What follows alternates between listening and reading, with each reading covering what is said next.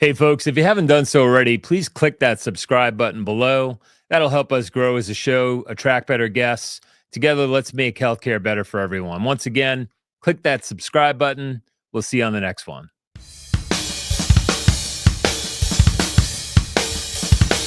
Get ready to take control of your healthcare.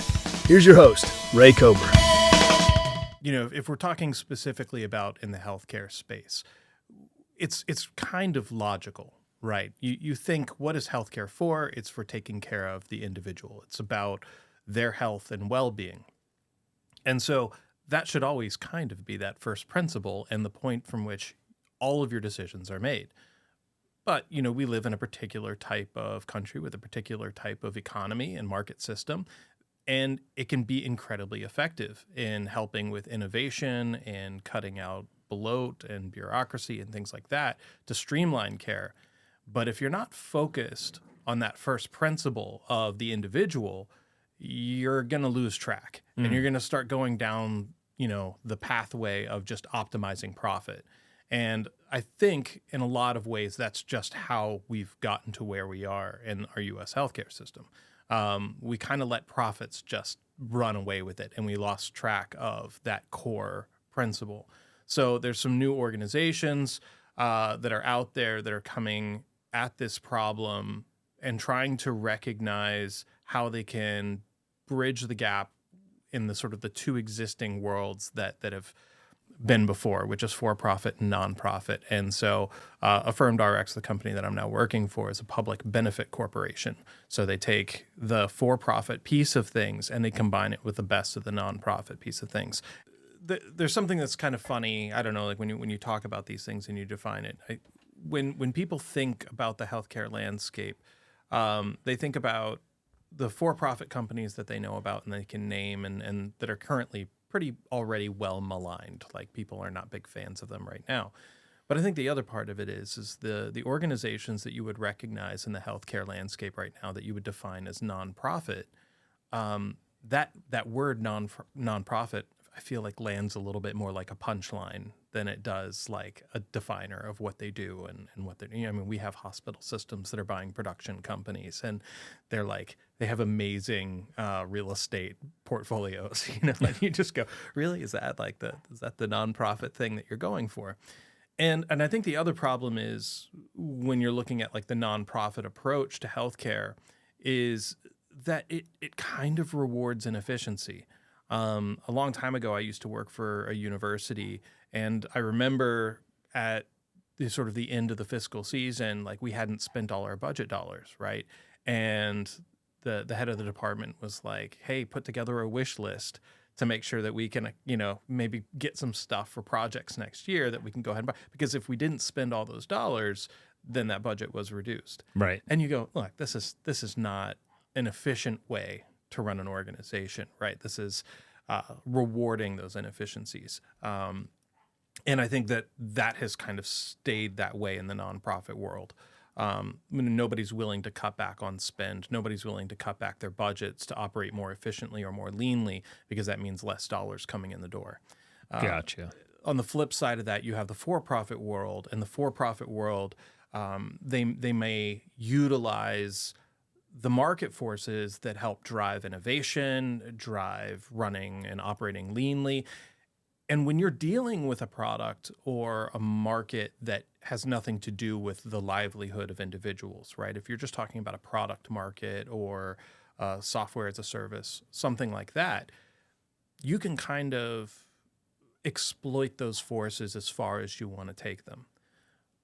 But if your ultimate service or what you're bringing to the table is the well-being of people, there has to be guide rails in place so that you're not making decisions that are going to negatively affect those people. Right. And outside of the public benefit corporation sort of parameters, that's been allowed to happen.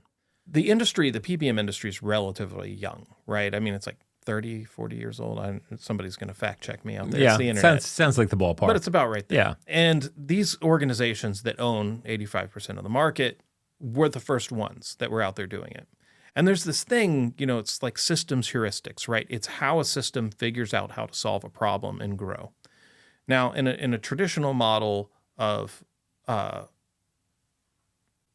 new organization, a new technology going out there, I like to draw an analogy, and people usually get a kick out of slime mold. Like, you imagine a petri dish of slime mold, and you've got a little piece of food that you put in there, and you'll watch as the slime mold grows and it branches out in a whole bunch of different directions, and then it finds the food, and then it delivers that line. Because of the for-profit nature and because of that fiduciary responsibility to shareholders, if any one of those offshoots that wasn't going after the food is still generating money, revenue, they can't shut that down. So they're kind of held to the bloat that happened as a result of building a whole new industry. Right. Well, they can, but then they'll be failing their fiduciary obligation to their shareholders. Exactly. And so nobody's wanting to do that. And I think that is the benefit that this next generation of PBMs, Affirmed included, coming into the market is. Like, we're only able to do what we do because we're able to look at that petri dish and say we can cut out all of that excess. And so, yes, you can say we've gotten better at making diagnosis, and the spectrum is broader than it was. I get all that. But 1,500 to 35, all I'm saying is never stop asking questions and never say, well, we've kind of beat this thing to death. It's over, done and dusted. There's no more reason to look here any further. And I'll tell you what I tell my kids. Yeah. When it comes time for your kids to have to be vaccinated, I'm not saying don't get the MMR vaccine. I want to go on record as saying I'm not saying don't get the MMR vaccine. What I would say, though, is, for crying out loud, space them out. Give their young, immature bodies time to absorb this and space those. And one of the pediatricians that's in our neighborhood actually has advised his clients, his patients, to do just that. He's like, look, we have time. We're going to space them out. And I can't sit here and tell you that I'm an authority here. I can't sit here and tell you that I could point to a study. By the way, we don't need fucking double-blind studies to tell us commonsensical things. That makes just utter common sense to me. I don't know if there's a correlation or not, but why are you going to take a risk like that? So what Elon Musk says about titles? Yeah, they're all over the place. Well, they're made up. Yeah, they are. Right. So other than president and treasurer, when you kind of form a business, CEO, it's a made up term. It's just people call themselves CEO. Yeah, whatever. I think Greg would agree with you on that. He's a humble guy. It's what you do, right, for the business and for the organization. But just kind of getting back to point, this whole because the study has been done and kind of we've beaten this to death. Great, you've beaten that to death. But did you look over here? So it's just, all I'm saying is, listen, I was a pain in the ass kid growing up. Yeah. Like, as a 3-year-old, my favorite question was why? And I would ask why until I was satisfied. And I think when it comes to stuff like this, we need to ask and ask and ask again until we're satisfied. And so I think the melee over RFK Jr. is that what people hear is that he's against the MMR vaccine. I don't think that's the case at all. I think what he's saying is, let's know the good, the bad, and the ugly about all vaccines and share that with the American people. I could be wrong about that, but that's my take on it. No, I think I agree with that too. And I think we were waiting, I think a lot of people were waiting to see if that was the, like, if that was what his follow through was going to be, right? Like, if it was going to be like, was he going to engage in these conversations, truthfully and honestly, and have a mind that can be changed? Because there are people out there that engage in these purely for, visibility, but have no intention of ever changing their mind, right? There's nothing that you could ever say that would persuade them of one thing or another. And so for me, that was a watershed moment to prove that this is going to be like a real inquiry. That there are things that can be discovered in through honest inquiry and then making recommendations based on that.